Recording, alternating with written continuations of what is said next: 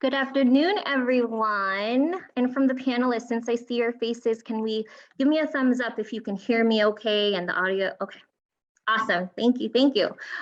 So we're so excited to welcome you all today. Before we start our celebration, a few event logistics and some virtual housekeeping.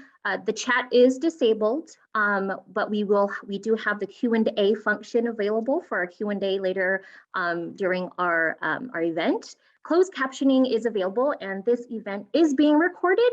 It will be available at on the DAS YouTube page. So without further ado, kumusta sa lahat? Masaya akong nandito.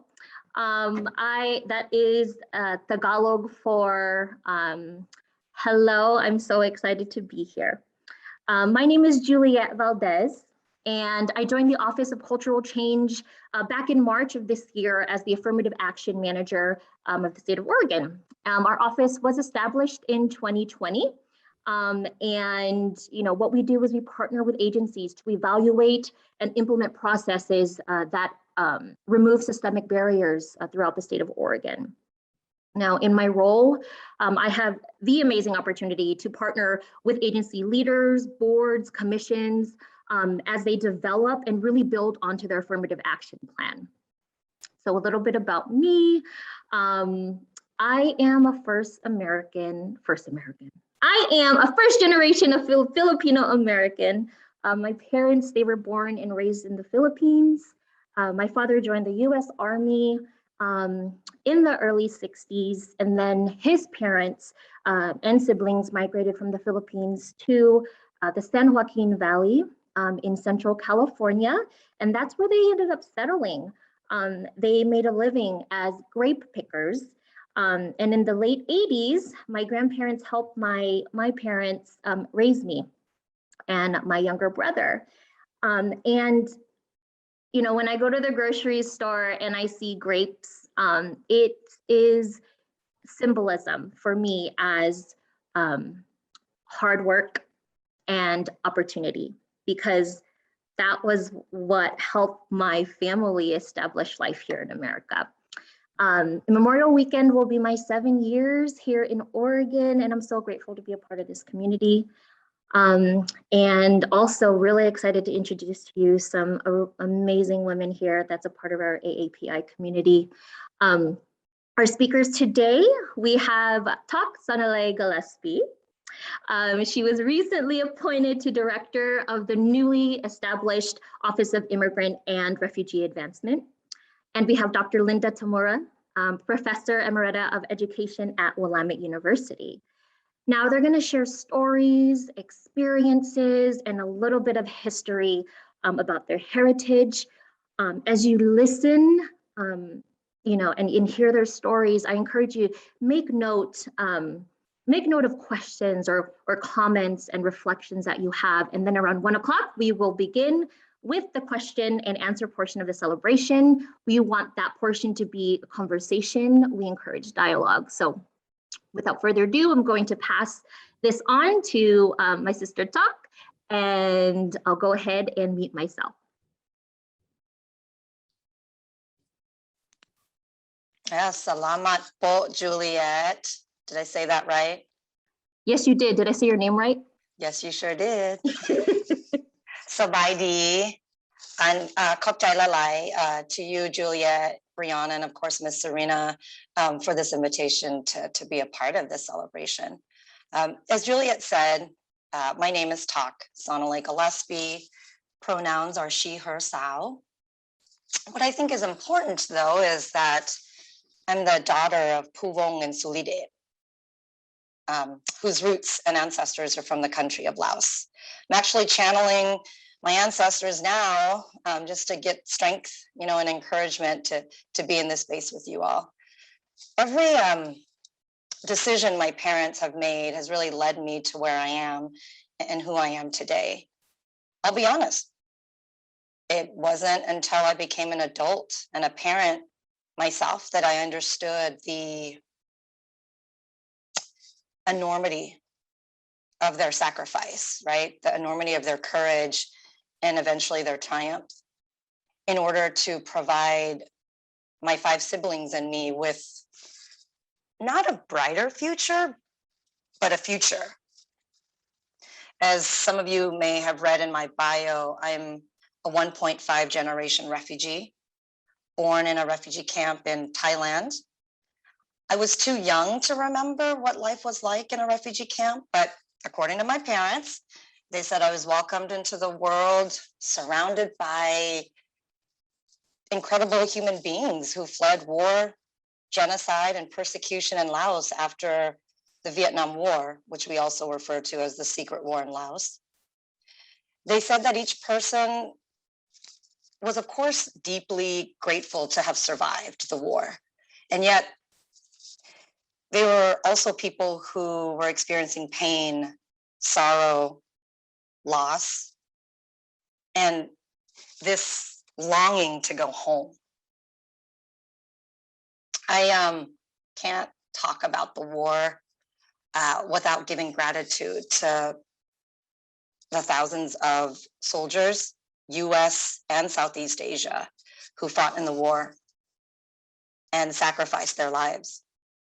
I also have to pay homage to the coalition of Black leaders in 1978 who called upon Congress, like they literally went to Congress and asked Congress to allow refugees from Southeast Asia, at the time they called them Indo-Chinese, to be admitted to the US. A lot of folks didn't know that. I didn't even know that until later on in my career. The unimaginable fight of the soldiers and the fierce advocacy of Black leaders at a time when Black people were fighting for their own constitutional rights. They like extended their heart to people thousands of miles away that they didn't even know. You know, and I think that's an important part of the story of how my parents and thousands of other Southeast Asians resettled here in America. So when we arrived to America, we moved around a lot. We lived in New York, Utah, Idaho, and then we survived 10 years in Fresno, California. No disrespect to anybody who's from Fresno. And then we survived another 10 years in Kodiak Island. Again, no disrespect. Alaska's beautiful. I think when I think back, so much of our life in Alaska really saved my siblings and I's lives because of what we lived in Fresno. We grew up on food stamps, cash assistance, living in the projects. You know, being Asian with these slanted eyes, flat nose with no nose bridge, a little darker skin, speaking another language. And then, of course, you know, having to help my parents navigate the public assistance system and multiple other systems because they didn't speak English was embarrassing. So shame, you know? Not to mention my parents picked strawberries, similar to you, Juliet, like they picked Thai chili peppers in Fresno. When we got to Alaska, they worked in canneries, and then they cleaned toilets for a living. Like, talk about embarrassment. But before I like say any more about that, I'd like to touch on the English part for a minute. Learning English was a necessity as much as it was my longing to be American. I learned English by reading, watching TV, you know, listening to music, purposely surrounding myself with white people, and not being afraid to speak broken English and have people correct me. I had no other choice but to learn English and work to be excellent at it, whatever that means. It's something I work on every day, not just to speak it, right, but to understand it, navigate it, you know, the nuances of English. At times, knowing the language meant life or death when I had to interpret for my father, who was robbed and stabbed at a gas station. You can imagine, you know, the impact this had on me to step in and be an interpreter, a cultural navigator, a system navigator. When I think back at those days, I can like still even talking about it now, I can still like see and smell and feel that cold institutional breeze of the police station and the lineup room. I don't even know if that's what you call it. And even the courtroom. Talk about trauma and experiences that stay with you for a lifetime. You know, as an adult who's had, you know, her share of reading studies, I think of adverse childhood experiences, ACEs, right? If anyone out there listening has found specific studies, looking at you, Dr. Tamura, who's found studies on child interpreters and ACEs, please share. So back to my lived experience and how it started off as an embarrassment. As I got older and started a career, I found gratitude and appreciation for it. The same thing that can be said about my Lao roots, my culture, my heritage, and my language. I used to be ashamed of it. Now I don't just embrace it, like I'm proud of it. I'm like loud and proud. We add that extra D to Lao. Also, having been a recipient of government services and now like working inside systems, I have a whole like other understanding of like the complexities and also like the possibilities like to make transformational change, which is why I'm just, you know, like so thrilled. Like I can't find the English word for it, you know, to be serving in this role. You know, that's like, you know, major, deep gratitude to Senator Casey Jama, of course, and Governor Kate Brown. You know, as we look ahead, I just want to invite everyone, especially with so much hurt and pain that's happening around us, you know, like I'd like to encourage folks to continue to be courageous, you know, and name the things that perpetuate white oppressive practices and structures. You know, be unapologetic as you push against those white oppressive practices and structures. It's scary, believe me, sitting here talking to you all now, I'm like, oh my gosh, you know, but there's something to be said about being bold and being purposeful. You know, be that person who embraces your culture, your heritage, and your roots. So that's it for me. You know, thank you again, Juliet, Brianna, and of course, Miss Serena Stoudemire for just having this space for people, you know, like Dr. Tamura and myself to elevate our stories and bring that into this space and share it with others. So thank you so much. Thank you, Doc. Thank you all. Thank you so much for sharing your story, being vulnerable, and just you know, sharing your voice. And I'm going to pass it over to Dr. Tamura. We're so excited to hear from you too. So I'll pass it on.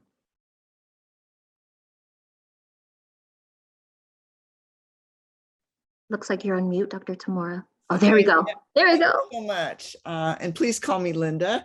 Talk. I am so inspired by your story, and thank you for the courage to be able to share that as well. My story comes from others, and it's a story of courage as well in a very different vein. I'll tell you that I'm an orchard kid. I was raised on an apple and pear orchard in Hood River, Oregon. I'm a lifelong teacher.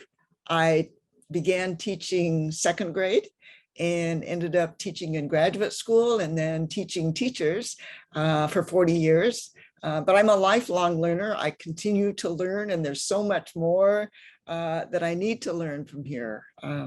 But I thank you for inviting me to share my story as well.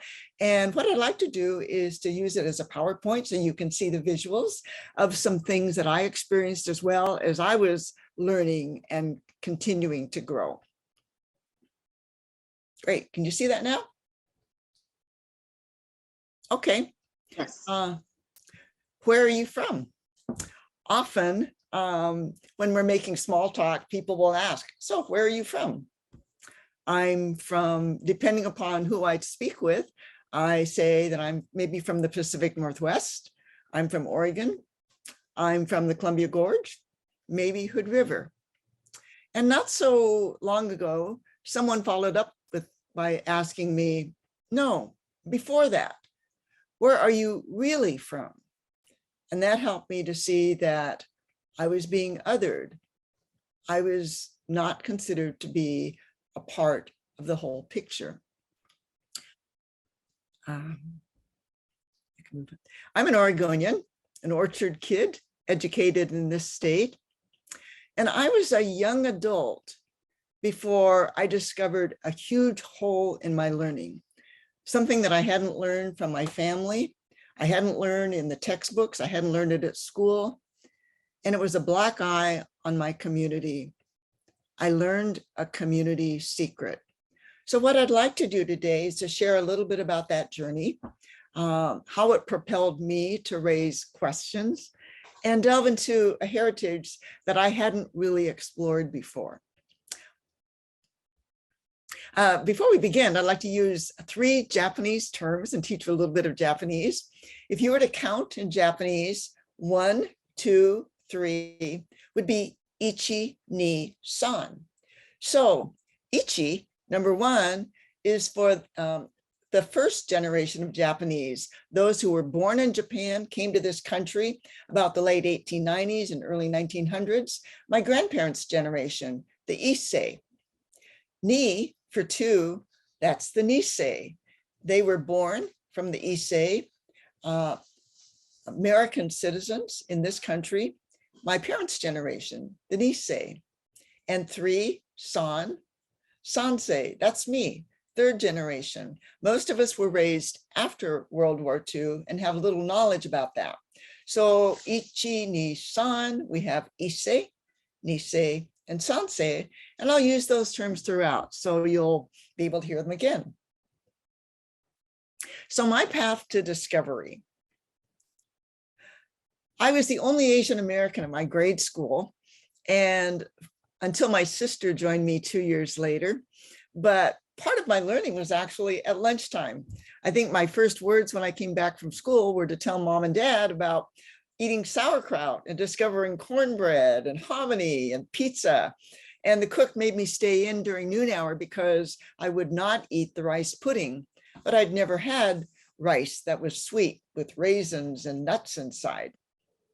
But I also never saw myself in the textbooks, even in high school or in college when Western Civ was required, but Eastern Civ was only an elective. So I had little knowledge of my heritage. In 4th grade, I went to summer camp. And since I didn't have a suitcase, mom told me that I could borrow a knapsack that she had taken when she went to camp. So I imagined that mom and I had shared a common experience, singing around the campfire, boating around the lake, and eating in a mess hall. And only one of those was correct. Eventually, my uncle, when I was a young adult teaching at Pacific University, he encouraged me to ask questions of my grandmother. He told me, Grandma lived a really interesting life. In fact, she was a picture bride who came from Japan to the United States to marry your grandfather. So I began interviewing Grandma with mom as a translator from Japanese to English. Now, there weren't a lot of books, and there was very little information about Issei and Japanese Americans during that time. Even the museum had a 2.5-page handout on Japanese in Hood River, but it stopped at World War II. So I finally went to the local museum or local library and spent hours and days in the basement going through yellowed copies of old newspapers. And that's where I discovered articles, one in particular that turned my stomach and still does today. And I'll share that with you now. I was aghast. I had no idea what was happening. You can see the sentiments on the left. There was a map in the middle, even showing my grandparents' property. with the purpose that Japanese farmers were squeezing out white farmers. On the right was a list of Issei and Nisei who owned property, and the goal was that there would be check marks placed in succeeding weeks to show that those properties had been purchased by whites. But the worst part of all was underneath. There were dozens and dozens of names of people who purportedly shared these sentiments. And I found the names of parents and grandparents of my classmates. I found my school bus driver. I found my middle school English teacher. I couldn't believe it. I had discovered a community secret. I hadn't learned about it in school. My family and other members of the Japanese American community did not talk about it. When I asked my family, Mom and Dad said, well, do you want to start World War III? And that's when I discovered a Japanese saying, the nail that sticks up gets hammered down. And I was about to be the crowbar. A horrid history. When Pearl Harbor was bombed by the Japanese, it was met with shock and fear. And there were early suspicions of Issei and Nisei in the United States. Even Life magazine had an article called How to Tell Japanese from Chinese. And the Hillsborough Argus, for example, had an article headlined, Officials Feel Japs May Try Anything. There were immediate cautions, a curfew from 8 to 6, travel restrictions, 5 miles, home searches, and the Japanese assets were frozen. By January 1942, 148 Issei in my community had signed a letter for Governor Charles Sprague, telling them they were loyal. In fact, they pledged their loyalty to the Stars and Stripes. But on February 19, 1942, President Franklin Delano Roosevelt signed Executive Order 9066, designating military areas in the western part of the United States because of military necessity. And it would deprive not only Issei, but Nisei, who were American citizens, of their rights. In fact, Lieutenant General John DeWitt had stated, the Japanese race is an enemy race. The fact that no sabotage has taken place is an indication that such action will be taken. So they were uprooted, 120,000, including 87,000 Nisei who were American citizens. There were no charges, no hearings, no trials. They would be incarcerated at 10 American concentration camps on American soil, imprisoned not because of crimes they had committed, but simply because of who they were. Here's a photo of the Portland Temporary Detention Center. It was one of 20 because the 10 camps weren't yet ready. And so they hastily prepared 20 temporary sites, including mill yards, stadiums, and stockyards. This is the former Expo Center, which had been a stockyard.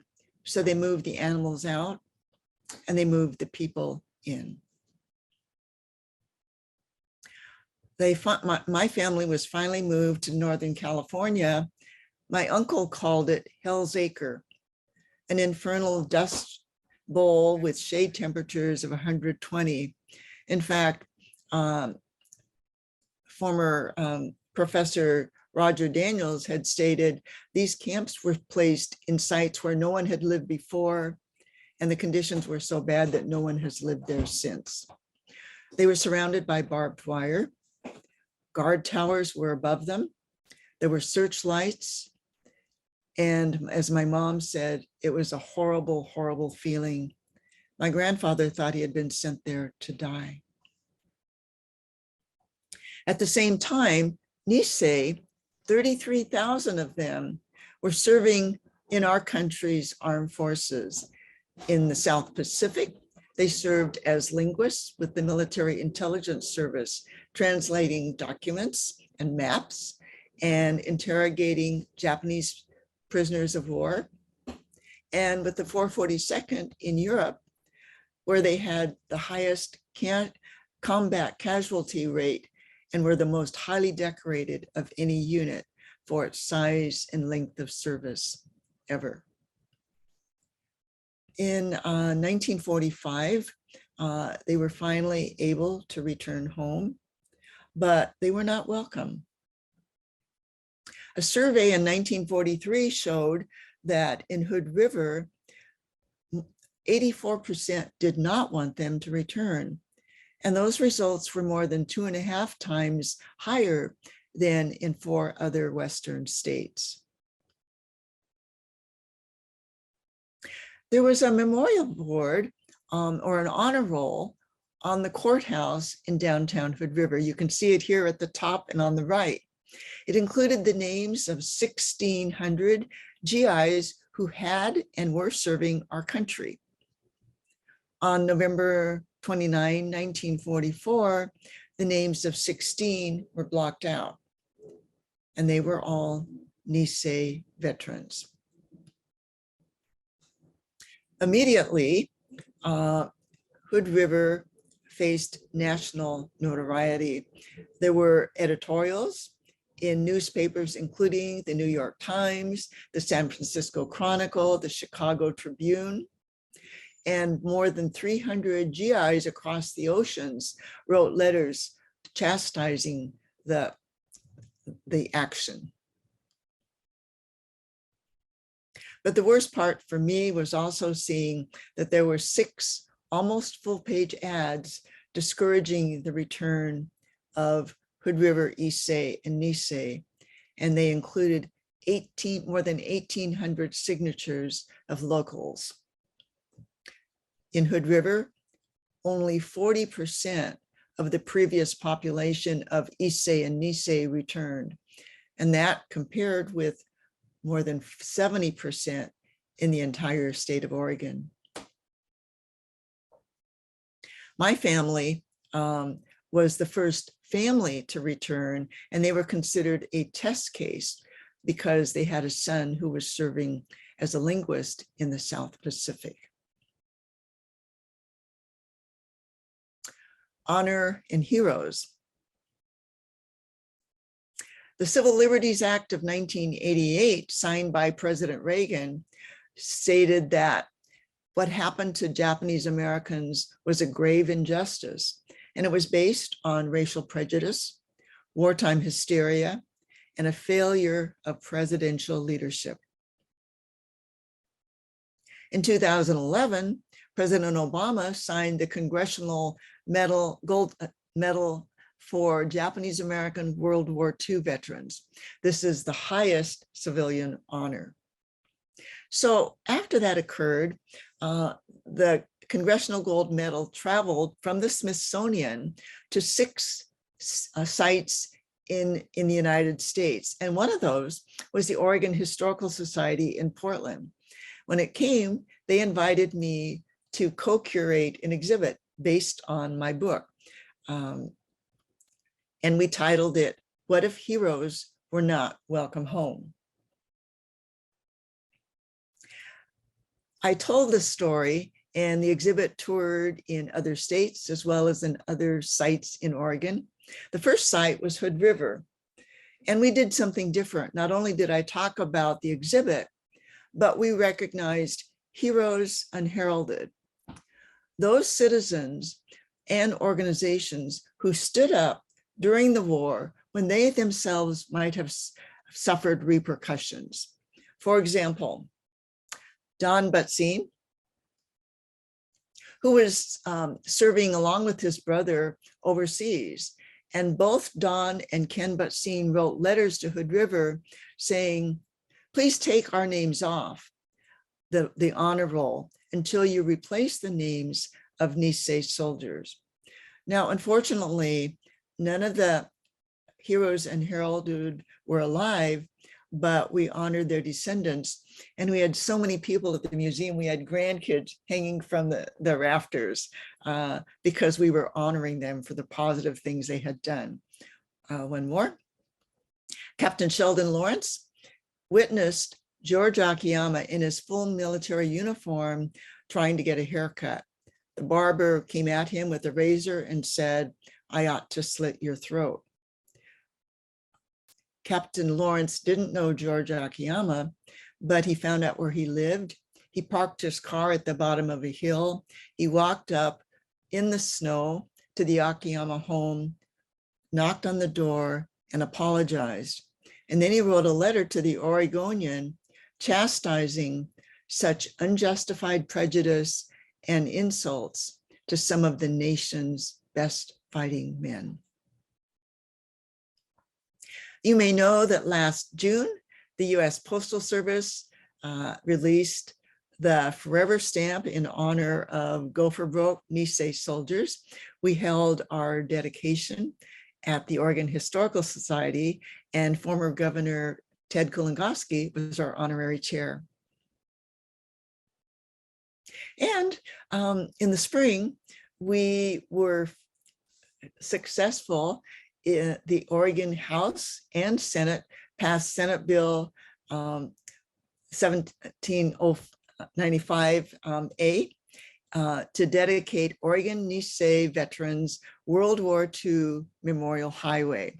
Next Wednesday, we'll join Governor Roberts for a ceremonial bill signing, and on August 13, we'll dedicate the signs.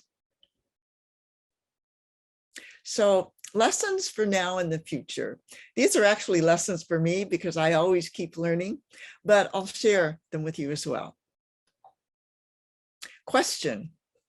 I always question myself. What did I hear? What did I say? Could I have said it different? Did I show bias? And should I ask questions to learn more? Understand what others meant. Ask questions. What was their point of view? What was their intent? Are there ways that we could come together with common ground? One example for me was the term Hispanic, Latino, Latinx, and then finding that that wasn't comfortable for many people and seemed academic. So I continue to learn, and now I simply ask, what terms would be most useful for you? Educate.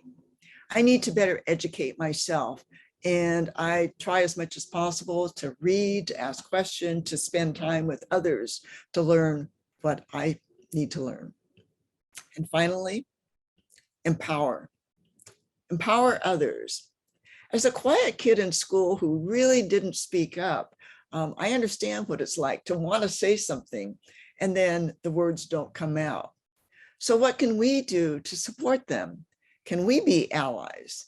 In fact, Vicky Nakashima, who has initiated the Say Hey program with the city of Portland, inviting businesses to invite those from ethnic backgrounds who are in business.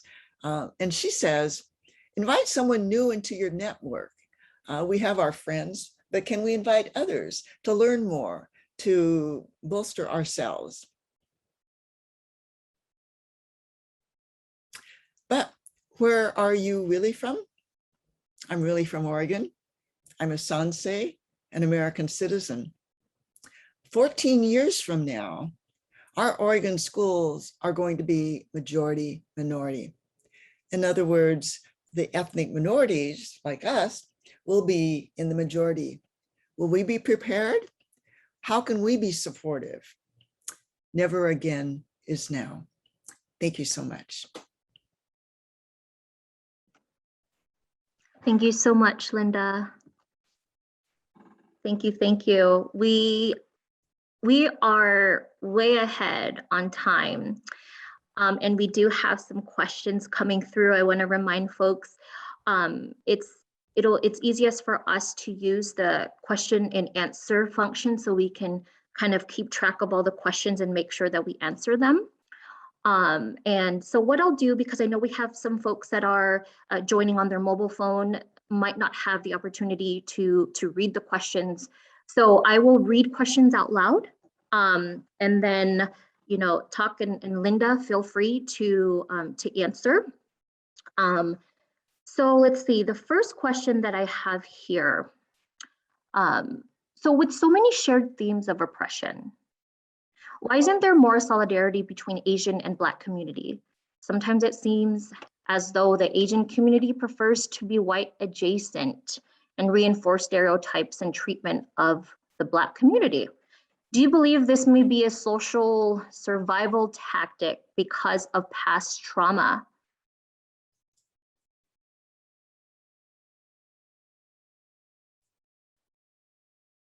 This is a good question.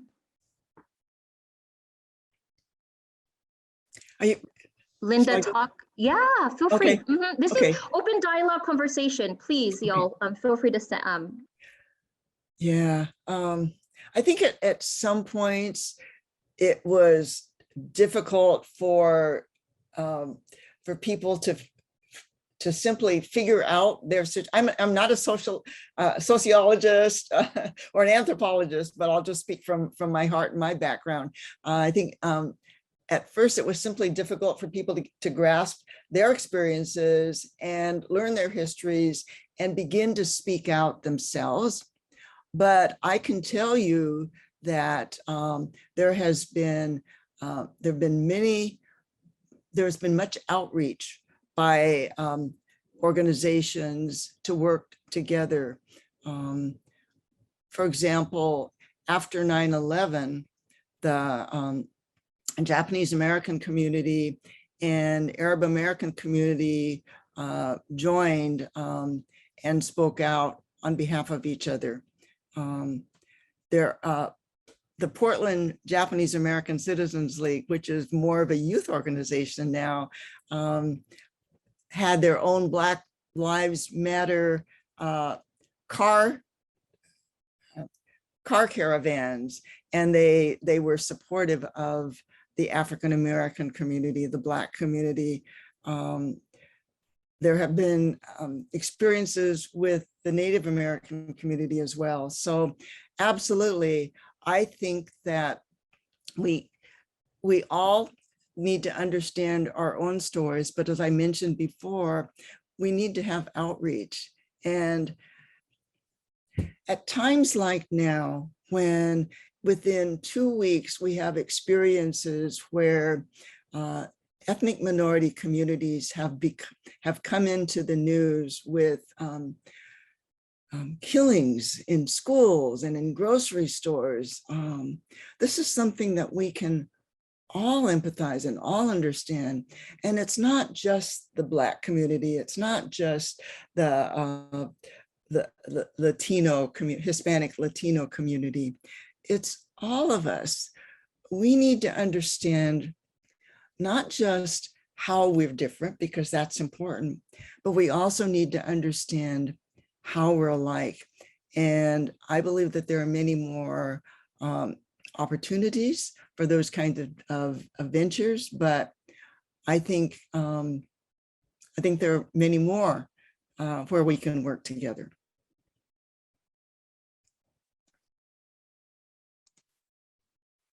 Juliet, I mean, I was making faces because I was just like, oh, we're going to kick it off with this question, which is really, it takes a minute to unpack, right? Yep. I think I would agree with you, Linda. I mean, so much of it is understanding your own history, right? And the person who asked the question talked about the trauma piece. I think it's multiple things that are happening. I think there's that trauma piece. There's the fact that we ourselves need to understand our own history, but also understanding the history of others. And again, I'll speak for myself. Coming here as a refugee, I had my own hardships. I saw my community with its own hardships. I didn't learn about the Black African-American history until later, right? It wasn't in history books. I had to learn it from my Black African-American friends and colleagues about their struggles, not just from way back then, but even now. Like, I couldn't even watch Roots, right? I don't want to Hollywood it, but it really just takes you to a whole nother place to be like, oh my gosh, there are others who experience oppression, right? I tend to want to go to like, this is only my experience, but then when I take a moment to what Linda was talking about, to learn other people's sacrifices, you're just like, oh my gosh. And then my sociology, anthropology side of it, Linda, because that's my undergrad, I won't speak from the theory side, but from my heart, I'll say that a lot of it, at least from my experience, again, is watching how systems, policies were built, right, by and for. And it creates this crabs in a barrel. I know that folks on this call know what that means, right? Scarcity, poverty. And those of us who are oppressed are like just trying to climb up, pulling each other down. So I just think of that crabs in a barrel visual and how the system is designed. So again, just coming from different directions, it's just a lot. It's an amazing question, right? For us to really sit with. I don't know if that was helpful, but that just shows how complex it is. But I really appreciate the question. And if I could follow up, I think when I first discovered what happened in my community, I mean, I was just in shock, and nobody really wanted to talk about it. And it was, and I said, why didn't I know this? Why didn't I learn in school? I took Pacific Northwest history. They didn't even include Japanese coming to the United States. I took college classes and there was nothing. And then my community, why didn't my teachers talk about it? Why didn't my family talk about it? The only thing that I recognized was, I mean, a couple of things. One is when my family got together with other Japanese Americans, sometimes the term would be used anti, and they would ask each other, were they anti? And I began to realize that there was a need to be cautious because there might be people who might not be supportive. Once when I was, my family, we were in a car and we were downtown Hood River, and we had bought, I'll share, we had bought some appliances, and we were supposed to get a box of pots and pans, and we never got them. And I said, well, they owe it to us. We need to stop. And I wanted my dad to stop the car so I said, if you won't go in, I'll go in and I'll tell them we need that box, that we deserve it. And they wouldn't do it. And I was so frustrated. And because I didn't understand what they had faced. So it wasn't until much, much later that, in fact, I discovered it as I shared with you. And when I asked people, I first talked to my grandmother, who wouldn't talk to me for a long time about, after one session, she said, nope, I'm done. I don't want to talk about it anymore.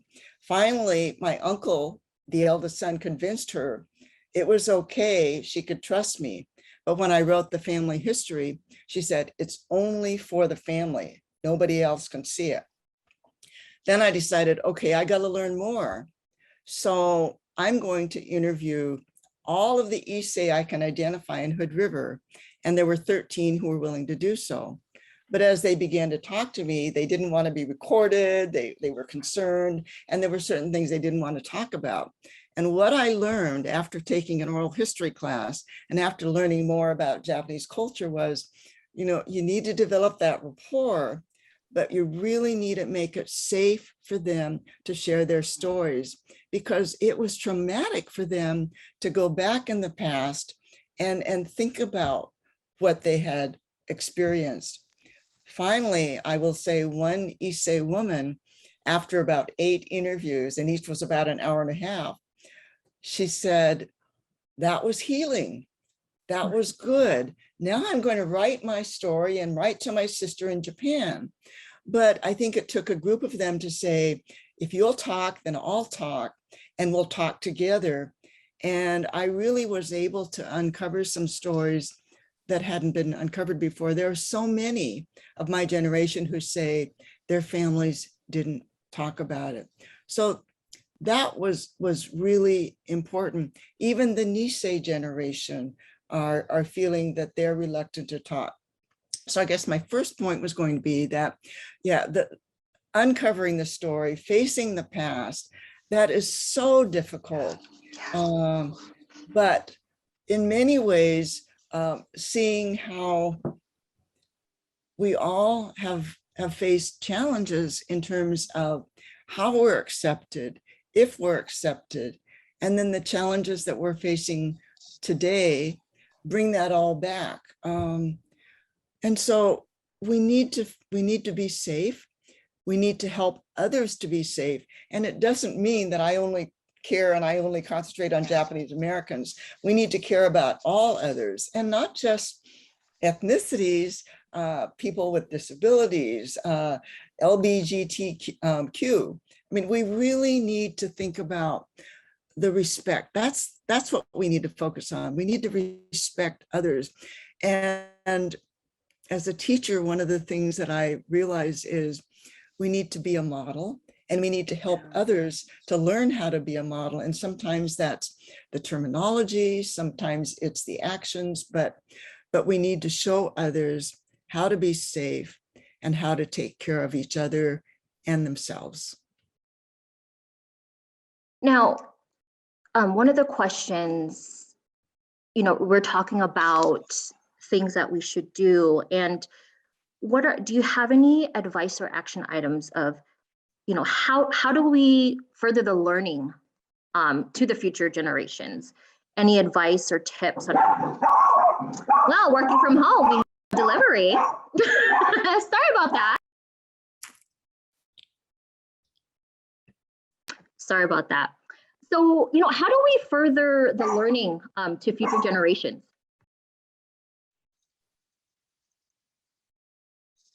Okay.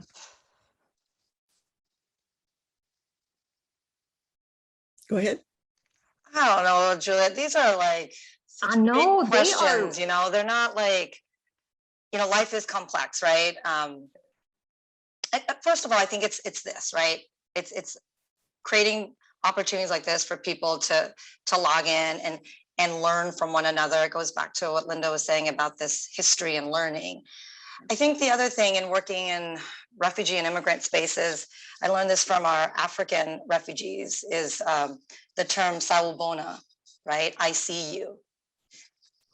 I'm called to bring that into the space, because until I learned what that actually meant, again, it gave me a new appreciation for this, the piece about humanity and how we all just want to know that we matter, right? Making time to get to know one another. I know that sounds so social worky. I get it. So Dr. Brene Brown, but that's real. I don't think we take enough time to not just learn about each other, but take the time to get to know each other. People are always so busy, right? And when we do take the time, I mean, I'm looking at the numbers. I'm like, there's really 335 people on this call. Holy cannoli, right? Like, wow. People took the time out of their day to be here, to engage. Like, I think that is, we underestimate the value of connecting. And the only time, or not the only, but many times, oftentimes we come together is in times of sorrow and pain, which is great. But what would it look like if more people made opportunities to do this, right? So to the 335 people on the call, like, oh my goodness. I don't know, that's what came to mind. So I see you. Faye, Judge Faye was put in the chat, right? Like, she said, I see you. Like, it's moments like that where you're like, yes.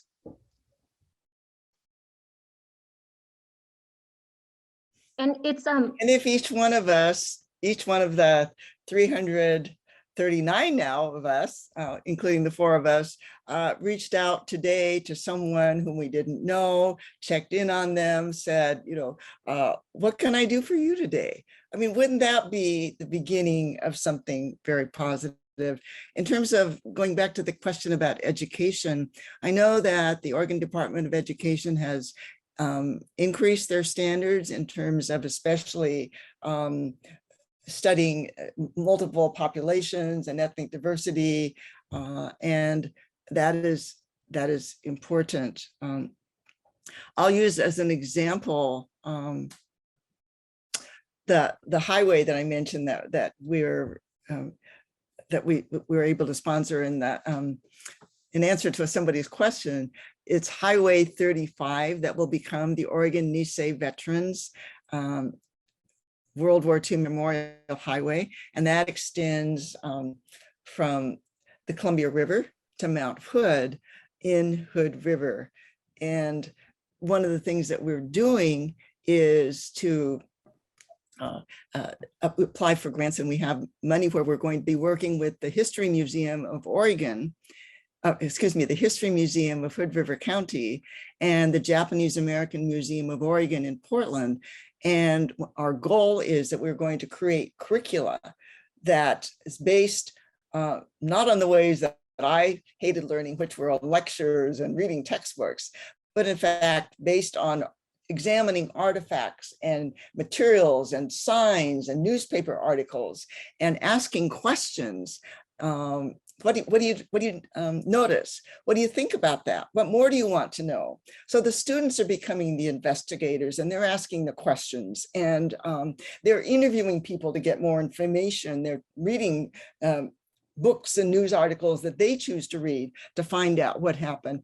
We want to instill that inquiry, and we want to raise questions about Nisei veterans during World War II. So that would be an example, but I do know that the Oregon Department of Education is doing quite a bit in terms of education. The Oregon Jewish Museum and Center for Holocaust Education has a stellar education program, as well as many other organizations. So one of the things we need to do is, maybe the action we take is to ask questions. What are we doing to learn more about these different groups? And what are we doing from early on?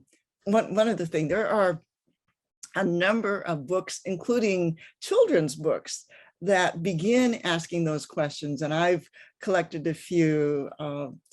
There's one I'll mention is Everybody Eats Rice. And it's a children's book, and every page is it's about a community, and every page shows a different family and a kid going from house to house and eating dinner at different friends. And he eats rice in a Chinese family. He eats rice with a German family. He eats different kinds of rice. And the point is, we all eat rice, but we eat it in different ways.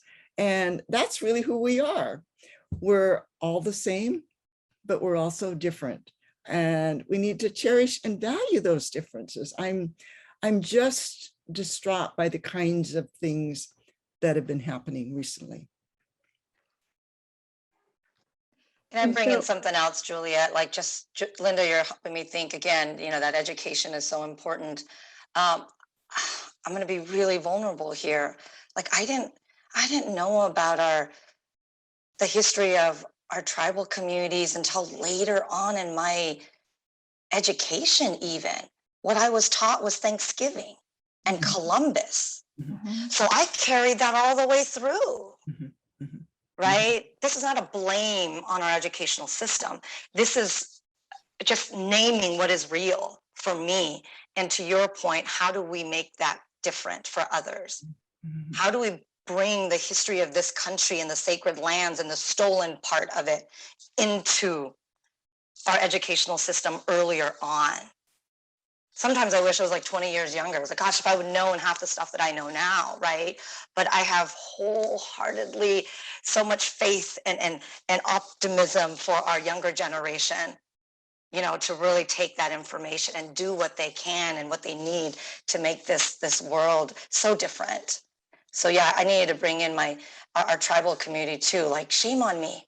Mhm. I knew nothing about them until later. Yeah. I'll have to say, when I was in first grade, my first grade teacher read a book to our class called Linda's Indian Home.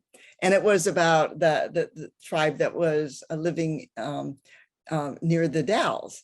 And so all of my classmates thought I was Native American because that was the closest anybody in the textbooks looked like me. But absolutely, we didn't learn about that either. But the fact that we have 326 people viewing this right now, we all care, which is why we're here. This is an opportunity. I believe that we can take from where we are, we can move ahead. We've got a cohort of people who are interested and eager. And I can tell by looking at some of the questions that I'm scanning here, these are people who care. And we need to individually and as a group and through coalitions work to make things better for other people, because then it makes it better for ourselves. And history, in my opinion, in order to move forward, it's also understanding the history of where we come from and being able to understand that in the context, right? So we can make better informed decisions, you know, moving forward. And talk just like you know, looking back in the 1800s and how there was a Spanish, when the Spaniards, you know, took over the Philippines, and then you had the Spanish-American War. And then after that, you had the Philippine-American War. And then me reading about that in my history, you know, I didn't learn that stuff growing up. I had to go and seek that information and read about it and teach myself to understand it, you know, and then ask my parents about that, you know, ask them about that stuff. So I had to do my own teaching, you know. You know, maybe one way, and I'm assuming there are lots of parents here too, maybe one way to approach history is to start with ourselves. And our parents could do that with us by sharing stories about when you were 1 year old or when you were 2 year old, this is what you did, looking at photo albums, telling stories about the photo albums that you see, and beginning to start with our own personal history, then our family history, and then maybe our community's history. But my view would be that we begin asking questions, and then we might be better prepared to learn about our country's history. I was not. I disliked listening to lectures and taking multiple choice tests where sometimes the answers were not just A, B, C, or D, but C, J, and H, and you know, I mean, it was more of an obstacle course. One other point related to that is I am so surprised to hear so many people who don't know their story from their grandparents and their parents. And then also on the other side, talking to parents and grandparents. One, I had interviewed a Nisei veteran, and we'd had several interviews, and he had a very illustrious career. On the walls in his condo were photos and documents, framed military awards. And at the end, as an afterthought, I said, "So, have you shared your story with your family?" And he looked at me and said, "No, they didn't ask." And so my goal always is to ask you, please ask grandpa and grandma, and it might be taking an artifact. Maybe it's a special coin or a special vase or a special implement, or taking 1 or 2 special photos that you think might have some resonance, and just asking grandpa and grandma or dad or Uncle Joe, you know, can you tell me about that? And pretty soon those stories might come out. And then you've got more questions, and maybe they feel more comfortable sharing their stories, but that's a way to begin our learning about ourselves and our history. And it's a way to begin to expand that by learning the stories of others. Mm-hmm. Now, do you all have some recommendations, resources on books, podcasts, audiobooks that folks can take down and make note of?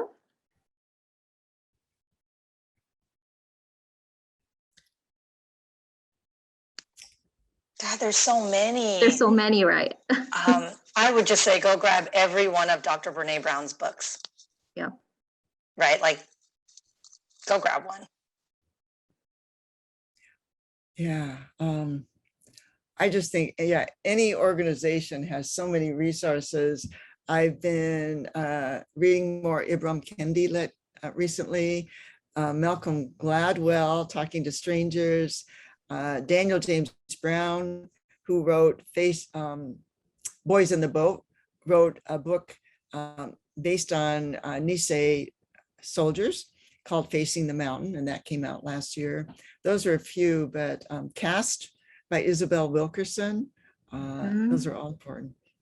And I wrote a couple books too, so. What's I guess it's hard to pick a book if you wrote them, right? But, can you share some titles of your books that we can make note? Yeah, the book about based on 13 interviews of 13 Issei was called The Hood River Issei. Mm-hmm. And those were the immigrants to the United States, including their immigration, their development of their farms, World War II, and then their return. And then because I became intrigued with the removal of the names of the honor roll and what happened to my community, I was able to get another several sabbaticals. And that book is They Say Soldiers Break Their Silence, Coming Home to Hood River. Thank you for asking. Yeah, no problem. So we're gonna wrap up. I am overwhelmed with all of the comments, like it is in a good way, overwhelmed with all the comments, the feedback, the insight, the questions. Thank you all for allowing us this space to be vulnerable, share our stories, answer the hard questions, unpack the hard questions. I hope that you all will, leave with learning a little bit more, right, about our Asian American Pacific Islander heritage. And on behalf of the Office of Cultural Change, Linda and Tuck, we're very, very, very honored to have you both here today. Thank you for carving out time. Everyone here, even our 278 participants, now everyone is leaving, it's lunchtime. But thank you all for listening, learning, celebrating our heritage, and also that we acknowledge that while there is a time to celebrate, we also acknowledge the harm that's done to our community, and especially in the last 2 weeks. However you process all of this, just know, with these senseless acts of violence, just know that the Office of Cultural Change, we are here, we hold a space for our AAPI community. So thank you all so much. We'll go ahead and end today our event.